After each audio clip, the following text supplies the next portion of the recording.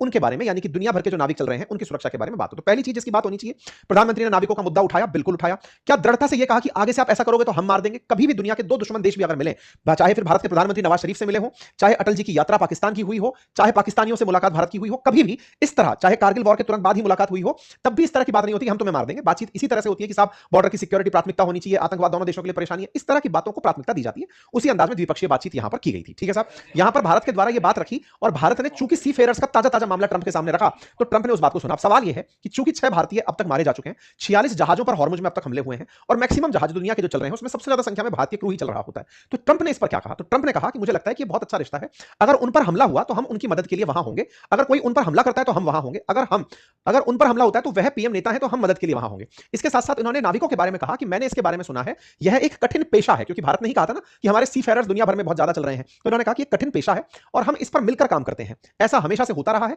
लेकिन हम मिलकर काम करते हैं, मतलब इस पर मिलकर काम करने की आवश्यकता है। इन्होंने इस तरह से बात बोली। कहने का मतलब यह था कि ट्रंप के लिए यह केवल भारत का मसला नहीं था, यह वर्ल्ड का मसला था, और विश्व के अंदर चूंकि सी फेयरर्स में भारत की संख्या ज्यादा है तो वो इसको एक्नॉलेज करते हैं, और साथ ही साथ अगर ऐसी कोई घटना होती है तो हम उसके ऊपर मिलकर काम करेंगे। अब यहां पर क्या ट्रंप के अंदर किसी भी प्रकार का रिग्रेट था? आंसर है नहीं। क्या ट्रंप को इस बात की 1% भी दुख था कि भारतीय नाविकों की मौत हुई? नहीं।